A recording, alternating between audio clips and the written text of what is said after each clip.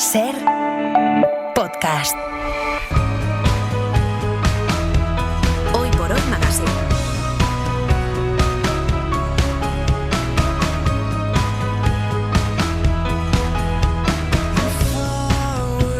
Ya saben que el día que le toca venir a Nuño Domínguez, que está por aquí, que es los miércoles, que es periodista científico, sabemos que nos va a presentar a alguien admirable, que trabaja en la frontera entre lo que sabemos, la ciencia, y lo que queremos saber, que es la hipótesis científica. Bueno, hoy ya nos la va a presentar, tenemos una experta mundial en virología, en el estudio de los virus, pero antes, pensando en la pandemia y en el COVID, que fue uno de los eventos, digamos, más traumáticos que ha vivido esta generación de humanos, como periodista dedicado al mundo de la ciencia, ¿cómo afectó?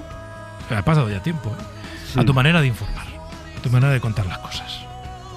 Pues yo creo que nos dio más músculo, más fibra, porque ¿no? Yo creo que a todos nos hizo tener que estar muy pendientes de la actualidad científica. Claro. En aquellos momentos no había revisión por pares, que es esta cosa que hemos hablado aquí alguna vez, ¿no?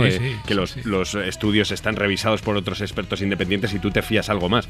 Bueno, pues en esa época la tenemos que hacer nosotros en nuestra casa, cada uno en nuestra casa, decir, oye, vamos a contactar a 3 o 4 expertos independientes y que nos miren este paper que está diciendo cuál es la ruta de entrada del virus en las células humanas, cosas que eran claves. En aquellos momentos la ciencia se volvió estratégica, ¿no? Sí.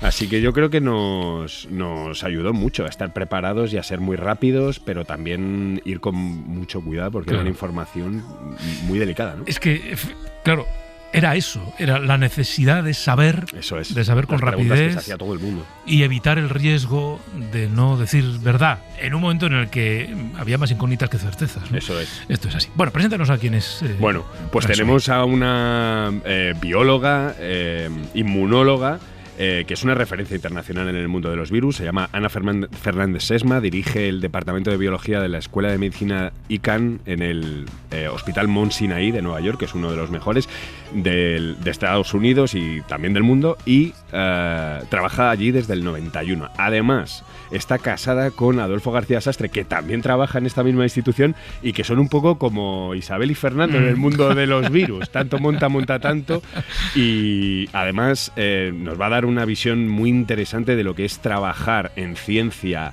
y necesitando fondos públicos en la administración Trump. Venga, y nos escucha desde Ser Torrelavega Ana Fernández Sesma. Muy buenos días. Hola, buenos días. No sé si alguna vez os habían presentado como Isabel y Fernando. No, bueno, pero la verdad es que yo siempre digo que cuando me dicen que detrás de un gran hombre hay una gran mujer, digo, al lado de un gran hombre hay una gran mujer. Claro, sí. Has cambiado Nueva York por Cantabria, estás en Torrelavega.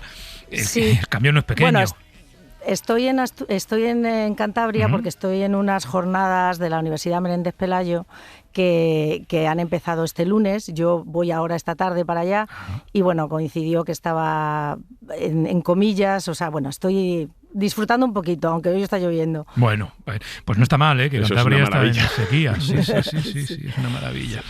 Bueno, Ana, directamente al grano la pregunta, que te la habrán hecho ya, que te la habrás hecho tú muchas veces. ¿Estamos preparados para, que ojalá no ocurra, pero para una nueva pandemia? Yo siempre digo que preparados estamos. Lo que tenemos que hacer es organizarnos y escucharnos los unos a los otros y acordarnos de lo que hemos pasado y de lo que hicimos mal y lo que hicimos bien. Entonces, preparados estamos. Ahora hay que aplicar la teoría a la práctica. Claro. Le preguntaba antes a Nuño cómo la pandemia cambió la manera de un periodista científico de enfrentarse a su profesión. ¿Cómo la pandemia os cambió a los virólogos en vuestro trabajo? Bueno, a nosotros yo creo lo más importante nos ayudó a aprender a comunicar la ciencia y lo que hacemos. Y lo segundo, a intentar comunicar que la ciencia cambia, que en cada momento, con la información que tienes y lo que procesas, entiendes lo que está pasando de una forma, pero que nada es el 100%. No puedes decir eso, las vacunas protegen al 100%, esto lo vamos a superar al 100%. O sea, nos enseñó una lección de humildad. Claro.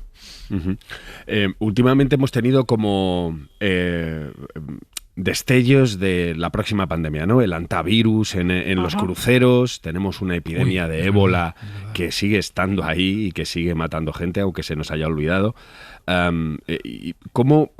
No sé si el otro día cuando hablábamos para la entrevista que publicamos hoy en El País, tú reflexionabas sobre, estamos preparados desde un punto de vista científico, pero como sociedad no. Y no sé si nos puedes explicar a qué te refieres. Sí, yo creo que una de las cosas que no nos damos cuenta es que cada vez estamos invadiendo más el hábitat donde este tipo de contactos con virus, con los que nunca hemos estado en contacto antes o muy poco, donde circulan, ¿no?, entre esas otras especies animales. Entonces, invadimos un hábitat que les da a ellos, a estos patógenos, la oportunidad de saltar de especie a especie. Entonces, cuantas más facilidades demos, más oportunidades de que estos saltos ocurran. Entonces, que no tenemos conciencia de que somos quizás los culpables nosotros, deforestando e invadiendo estos lugares más remotos, que estamos exponiéndonos a nosotros y a nuestra sociedad. Y claro. El turismo de lujo, ¿no? Por ejemplo, es una cosa que curiosamente... Sí. O sea, porque muchas veces se piensa que es por, yo qué sé, emigraciones o... No, te vas de luna de miel a un sitio remoto y te puede picar un mosquito que te transmita una enfermedad a la que no tienes ninguna defensa. Entonces, es un poco la forma que nos hemos acostumbrado a vivir, cómo viajamos de un sitio a otro rápidamente. Entonces, no solo es que nos contagiemos de cosas, sino que lo expandimos al resto del mundo muy rápidamente. Si tenemos que poner nombres a los virus que a los expertos, a los biólogos, inmunólogos como tú, os preocupan ahora más, ¿cuáles serían? Hombre, los virus respiratorios siempre han sido los más problemáticos porque se transmiten mucho más rápidamente y más fácilmente en espacios con mucha gente, ¿no? A mí me preocupan en particular los virus transmitidos por artrópodos, por mosquitos, por garrapatas, porque debido al cambio climático estos insectos se están expandiendo y están llegando a zonas donde se están estableciendo, donde antes no estaban. Antes eran muchos de ellos tropicales y subtropicales y ahora ya los tenemos en Europa, en Estados Unidos. Entonces son virus que están empezando a invadir otros espacios, ¿no? Entonces tenemos que estar preparados para que no van a causar a lo mejor una pandemia como el COVID porque no son respiratorios, pero causan muchos problemas en todo el mundo y sobre todo es el desconocimiento de cómo abordarlos, cómo tratarlos y cómo prevenirlos. Desconocimiento, desinformación, también hay un componente de esto, hay un creciente movimiento antivacunas, ¿no? Yo creo que lo ha habido siempre, había antivacunas hasta cuando Jenner hizo la primera vacuna de la viruela, ¿sabes? O sea, es siempre el miedo a lo desconocido y siempre hay una reacción en contra del conocimiento, yo creo, ¿no? Entonces, de lo nuevo. Y yo creo que antivacunas, como le comentaba a Nuño cuando me hizo la entrevista, no hay tantos. Lo que pasa es que hay mucha gente que está dudosa, ¿no?, o que no tiene suficiente información. Y entonces te metes en el carro del que te cuenta la teoría conspiranoica y la cosa un poco más como que te parece, pues es verdad, seguramente nos están engañando. Pero yo creo que en cuanto la gente recibe la suficiente información, y yo creo que la más importante es comunicar que las vacunas tienen muchos beneficios, pero tienen riesgos. Yeah. Entonces, el riesgo-beneficio, y entonces cada uno se informa y toma su propia decisión voluntariamente. Yo no me gusta decir que hay que convencer a la gente de vacunarse. Yo no convenzo a nadie, yo informo y la persona con su propia información pues toma su decisión si quiere vacunar o no a sus hijos o a sí mismo. Pero hay riesgo, claro, pero siempre el beneficio suele ser mayor que el riesgo. Claro, pero la aparición de las vacunas, hablo de la última pandemia, de la pandemia de COVID, luego tuvo, digamos, un papel fundamental, ¿no?, en el desarrollo de la pandemia, ¿no? Evitaron millones de muertes. Claro que sí. Y lo que pasa es que se le dio mucha voz a los antivacunas. Sí. Entonces yo siempre digo que si es un 10% de la población la que es antivacunas, en un debate debería haber 9 pro vacunas y 1 antivacunas, no 1 y 1. Entonces quizás se le dio una visibilidad, un altavoz a la gente que era antivacunas, que yo les respeto, tienen sus creencias, pero lo que no se les puede es poner al mismo nivel, porque no es la misma cantidad de gente y la gente necesita información. Iba a preguntarle que tú trabajas en un país, en Estados Unidos, donde en algunos puestos de responsabilidad de la administración Trump hay reconocidos antivacunas, negacionistas de diferentes ámbitos.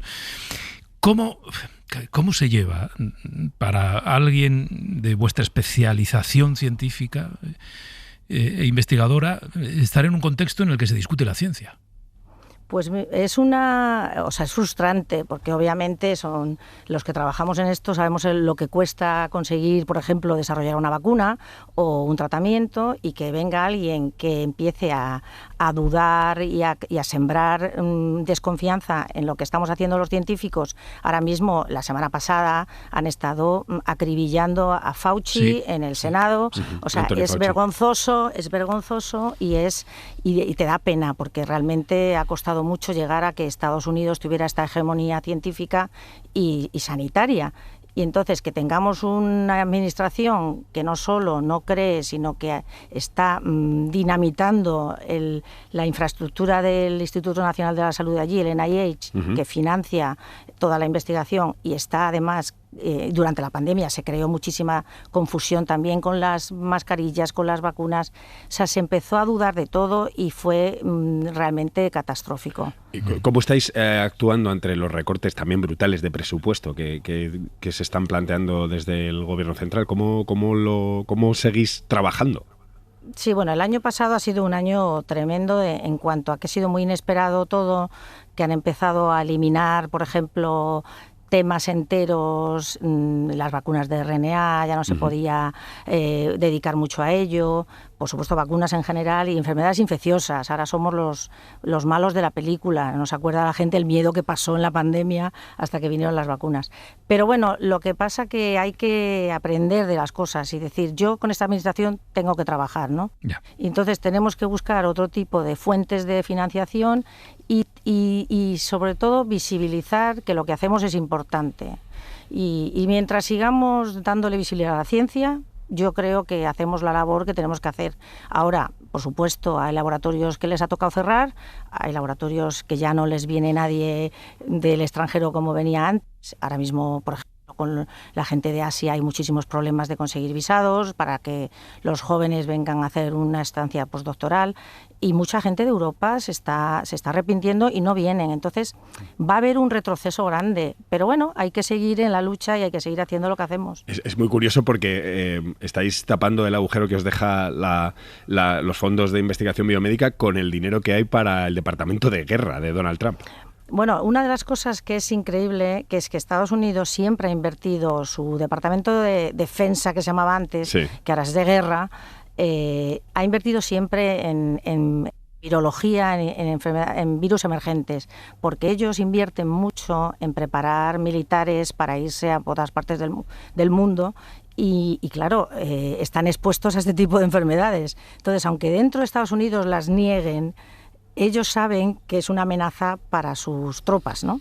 Entonces, se dedican una parte bastante importante del presupuesto para investigación.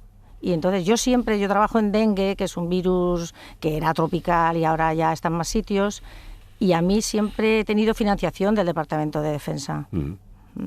O sea que es una forma de pensar también que son amenazas igual que esa amenaza que un país te invade, ¿no?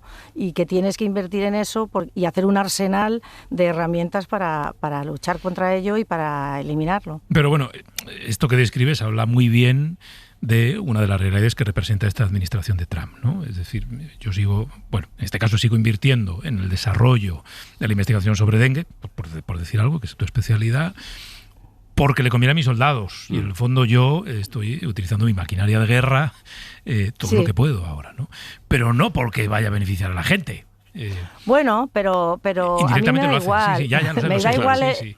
Es como el que dice un rico dona y tal y para evadir impuestos. Sí, pero bueno, si dona la sanidad le está beneficiando a todos, ¿no? Entonces, sí, hay que un poco también, no que te quites tu idealismo y sino que tienes que pensar que tú te tienes que ganar la vida de alguna forma, ¿no? Y hay que financiar los proyectos. Y si el Departamento de Defensa puede invertir en que podamos desarrollar una vacuna o que podamos traernos gente joven, buena, preparada para que trabaje en estos proyectos, pues encantados. Yo, con esta administración hay que trabajar.